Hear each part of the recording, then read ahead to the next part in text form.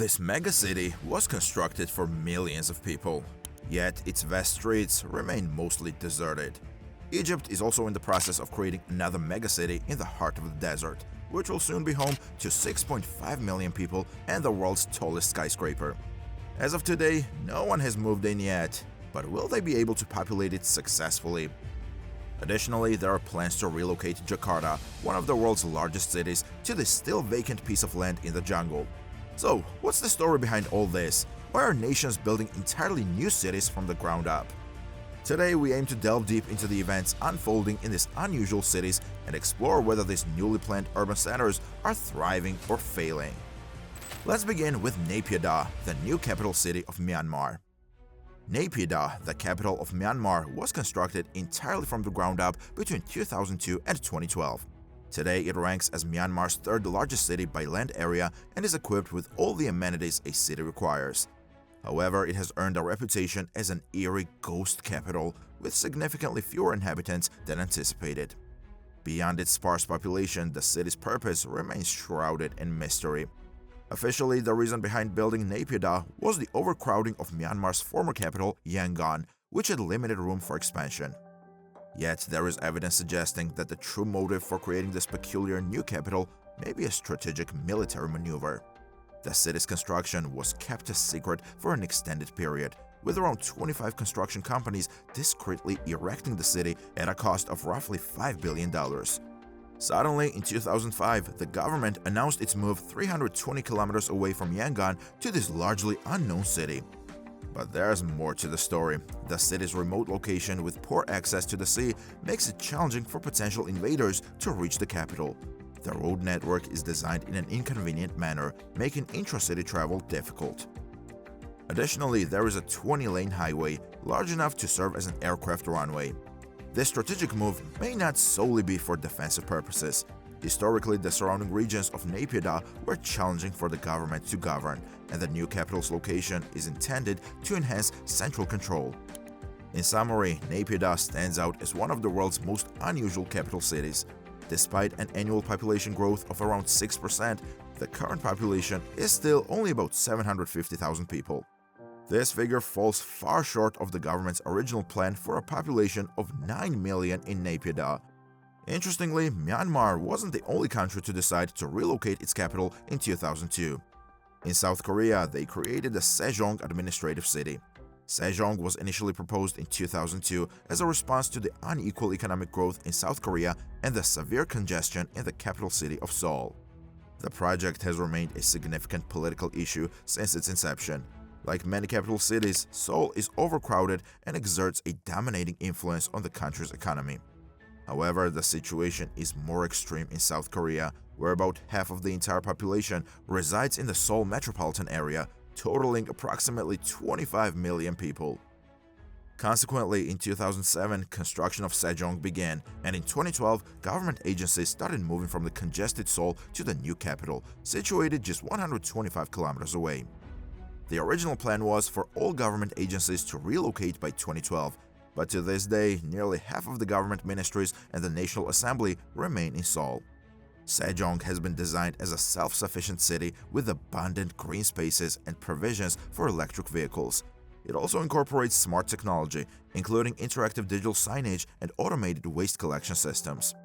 However, surprisingly, many people still prefer the 4-hour commute to their workplaces in Seoul rather than relocating to Sejong. Critics have pointed out that Sejong lacks sufficient transportation links and services to entice people away from Seoul.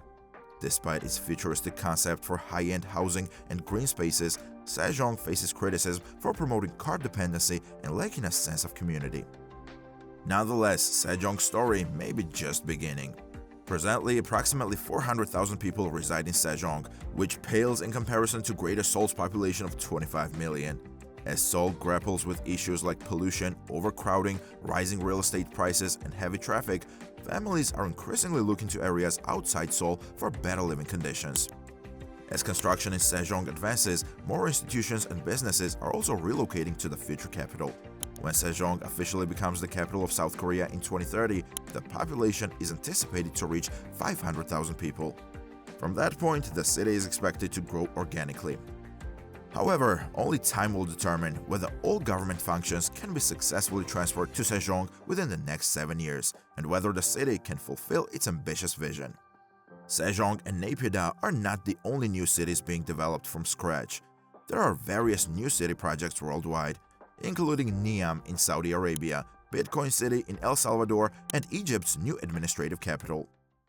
Egypt's new administrative capital has made significant progress and is emerging as one of the largest and most promising planned new cities. Located just 80 kilometers east of Egypt's current capital, Cairo, the new administrative capital is a massive undertaking. When fully developed, it will accommodate the government and approximately 6.5 million people, which is about 70% of Cairo's current population.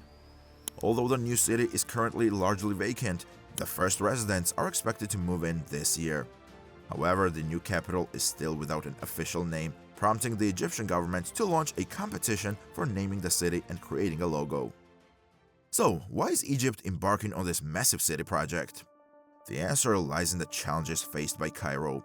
Cairo currently hosts nearly 10 million people, and the greater Cairo region has a population of over 21 million, projected to grow significantly to 38 million by 2050. In response, in 2014, President Abdel Fattah el-Sisi proposed this extensive megaproject as a solution to the escalating problems of traffic congestion and overpopulation in Cairo.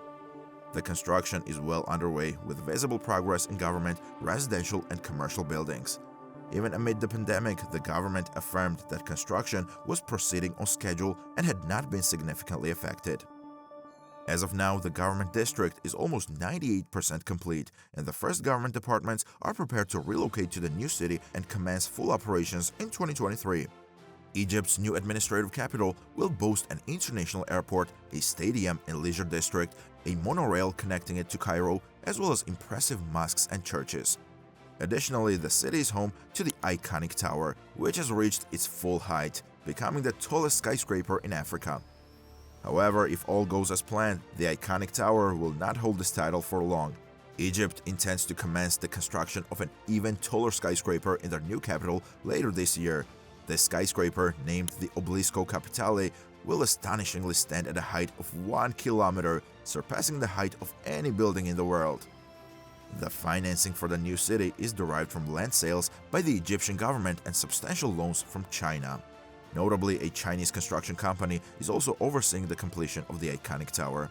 The financial connections and reliance on China have sparked ongoing intense political debates within the country. There are additional concerns regarding the entire megaproject itself. There are worries that the city could end up being an exclusive enclave for wealthy Egyptians, potentially leading to a lack of business and investment for Cairo. This in turn could result in increased poverty and overpopulation in Cairo. While there is no doubt that this new city is in the works, it remains to be seen whether the new capital will achieve success and how many people will actually relocate there. In parallel, there is another development underway in Indonesia. Much like Egypt's new administrative capital, the new city of Nusantara is set to replace the current capital, Jakarta. Since the 1950s, successive Indonesian administrations have discussed the possibility of relocating the country's administrative capital away from Jakarta. In January 2022, the parliament finally passed the bill to move the capital city to a remote jungle site located over 2,000 kilometers away on a different island.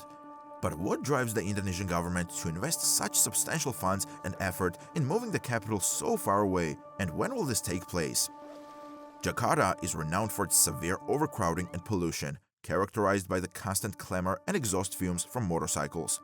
The city itself has nearly 11 million residents, with the wider Jakarta urban area encompassing approximately 30 million people. Additionally, Jakarta holds the unenviable title of being the world's fastest sinking city, having subsided by 2.5 meters in the decade leading up to 2019, resulting in increasingly frequent incidents of flooding. A study by Indonesia's National Research and Innovation Agency projected that without significant measures, a quarter of Jakarta would be underwater by 2050. The study attributes Jakarta's subsidence primarily to the excessive exploitation of groundwater.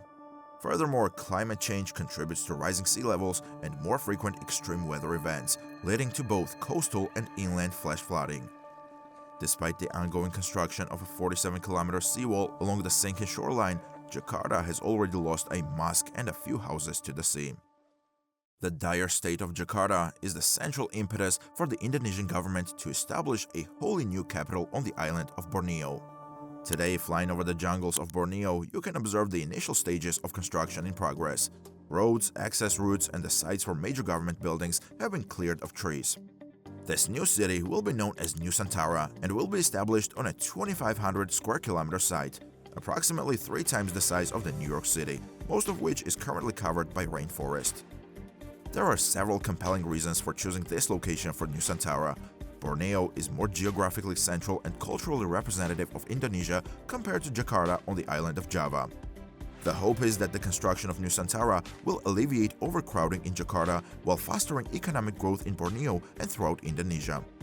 Moreover, Borneo experiences a significantly lower frequency of natural disasters compared to low-lying Java and other islands susceptible to flooding, earthquakes, and volcanic eruptions. The development of the new city will proceed in 5 stages. Stage 1 commenced with a ceremonial groundbreaking in August 2022, while Stage 5 is slated for completion in 2045, when Nusantara's population is projected to reach 2 million people. Current estimates place the project's cost at $32 billion, with 40% of funding expected to come from private investments by Indonesian and international companies.